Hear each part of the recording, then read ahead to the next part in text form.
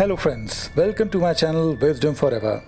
ले आए हूँ फ्रेंड्स आपके लिए अपनी अगली कहानी, जो कि लिखी गई है मिस्टर रस्किन बॉन्ड के द्वारा, और इस कहानी का नाम है द हॉन्टेड बाइसिकल।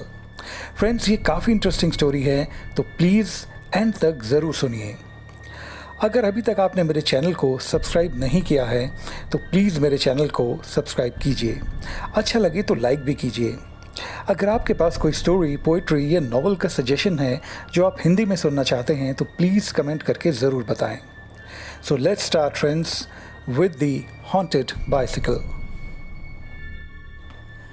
एक समय में मैं शाहगंज, जो कि यूपी के आगरा में है, उससे 5 मील की दूर पर एक गांव में रहता था, और मेरे आने जाने के लिए जो सवारी मेरे पास थी वो एक बाइसिकल थी।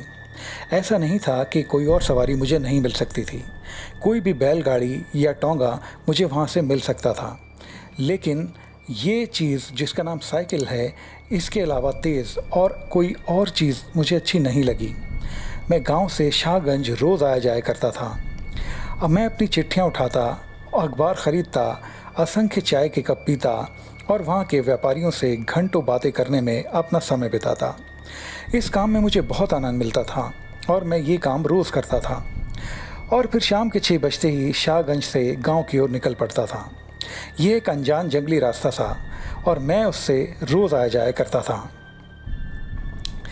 और फिर सर्दियों में 6 बजते ही, जबकि अंधेरा हो जाया करता था, मैं अपनी साइकिल के आगे रोशनी करने के लिए एक लालटेन टांग देता था, जिससे आगे का रास्ता और कोहरा छट जाए और मुझे आगे की सड़क अच्छी तरह से दिखाई दे।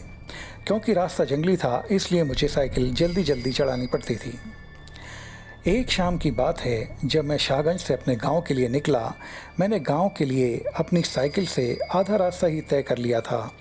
अचानक मुझे अपनी साइकिल को रोकना पड़ा, क्योंकि सड़क के बीचों बीच एक छोटा लड़का खड़ा था। मैंने सोचा, इस सुनसान जंगली रास्ते में एक छोटा लड़का खड़ा होकर क्या कर रहा है। ये बात मुझे बहुत अजीब लगी। और फिर इस इलाके में, क्योंकि ये इलाका जंगली है, यहाँ पर भेड़ियों एवं सियारों का आना जाना लगा रहता है, और ये छोटा लड़का ज़रा भी डरा नहीं और अंधेरे में इस तरह से बीचों बीच सड़क में खड़ा है। मैं साइकिल से उतरकर उस छोटे लड़के के पास गया, पर उसने मुझ पर ज़्यादा ध्यान नहीं दिया। मैंने पूछा, लड़के, इतने अंधेरे में इस सुनसान जगह पर तुम क्या कर रहे हो? उसने कहा, मैं किसी की प्रतीक्षा कर रहा हूँ। मैंने कहा, किसी की प्रतीक्षा? अपने माता पिता की? उसने कहा, नहीं, मैं अपनी बहन की प्रतीक्षा कर रहा हूँ। मैंने उससे कहा कि लड़के, अभी तक मैंने तुम्हारी बहन को नहीं देखा। मैंने गांव के लिए काफ़ी रास्ता तय कर लिया है, शायद वो कहीं आगे तुम्हारा इंतज़ार कर रही हो, तो तुम बैठ जाओ मेरी साइकिल पर, मैं तुम्हें छोड़ दूँगा। लड़के ने अपना सिर हाँ में हिलाया और चुपचाप मेरी साइकिल की सीट के आगे वाले हिस्से पर बैठ गया। मैं उस लड़के का चेहरा ठीक से नहीं देख पा रहा था। पहले ही अंधेरा बहुत था और उसने अपना चेहरा भी आगे की ओर किया हुआ था। अब साइकिल रास्ते पर दौड़ी जा रही थी। हवा इतनी ठंडी थी कि मैं कांप रहा था। हम ज़्यादा दूर नहीं गए थे कि मेरे लालटेन की रोशनी एक आकृति पर पड़ी, जो कि एक छोटी लड़की थी, जो सड़क के किनारे खड़ी थी। वो लड़के से उम्र में बड़ी लग रही थी। उसके लंबे बाल उसके चेहरे को ढके हुए थे। मैंने कहा, लो, ये रही तुम्हारी बहन, इसे हम अपने साथ ले चलते हैं। उस लड़की ने भी कोई जवाब नहीं दिया और अपने भाई की तरह देखकर सिर हिलाया, और वो मेरे साइकिल के पीछे वाले कैरियर पर बैठ गई और मुझे चलने के लिए कहा। मेरे किसी भी सवाल पर वह दोनों बस अपने सिरों को हिला देते, पर कुछ बोलते नहीं थे। मैंने सोचा, जब मैं गांव पहुंच जाऊंगा तब उन्हें गांव के मुखिया को सौंप दूंगा, ताकि वो इनके माता पिता को ढूंढ निकाले। मैंने कुछ अजीब अब महसूस किया। जबकि सड़क पूरी तरह से सीधी और समतल थी, तब भी मुझे ऐसा लग रहा था जैसे मैं बहुत ऊंचाई पर साइकिल चला रहा हूँ। साइकिल चलने में बहुत भारी हो रही थी। अब मैंने देखा कि लड़के का सर बड़ा हो गया है और मेरे मुंह के काफ़ी करीब आ गया है, और लड़की अपनी सांसें तेज़ तेज़ ले रही है और उसकी सांसें काफ़ी भारी भरकम हो गई हैं, जैसे वो खुद साइकिल चला रही हो। इतनी ठंडी हवा के बावजूद मुझे बेहद गर्मी लग रही थी। मैंने उन दोनों बच्चों से कहा कि अब रुक कर थोड़ा आराम करते हैं, लेकिन वह दोनों चीख पड़े, नहीं, कोई आराम नहीं। फिर मैं भी चुपचाप साइकिल को चलाने लगा। अब मैं बहुत थक रहा था और मुझे इन दोनों पे शक भी हो रहा था, और साइकिल को पूरी तरह से रोक देने पर था। तभी मैंने देखा कि उस छोटे लड़के के हाथ जो साइकिल के हैंडल पर थे अचानक लंबे लंबे, बड़े और बालों से भर गए हैं। मेरे हाथ से अब साइकिल बुरी तरह हिलने लगी और मैं बुरी तरह कांपने लगा और रास्ते से अलग होकर साइकिल जाने लगी।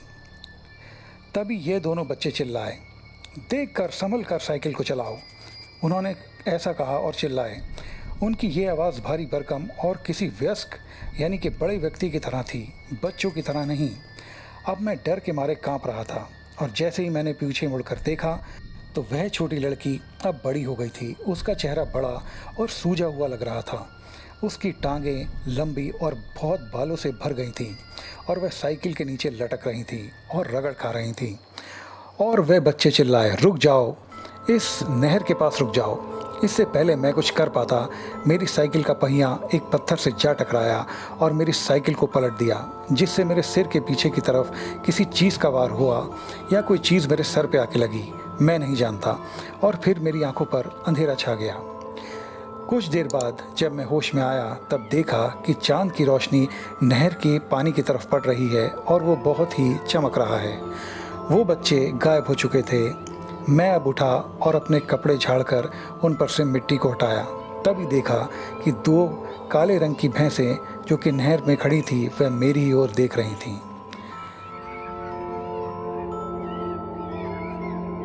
इस तरह से इस कहानी का अंत हुआ। ये कहानी लिखी गई थी रस्किन बॉन्ड के द्वारा और अगेन इस कहानी का नाम था द हॉन्टेड बाइसिकल। तो फ्रेंड्स, इस कहानी से हमें ये शिक्षा मिलती है कि कभी भी किसी अनजान व्यक्ति को अपनी बाइसिकल, बाइक या कार में कभी भी लिफ्ट ना दें अनटिल एंड अनलेस वो आपको जानता ना हो। तो इसी के साथ फ्रेंड्स, मैं लेता हूँ आपसे विदा। मिलूँगा अपने नेक्स्ट वीडियो में, तब तक के लिए बाय बाय।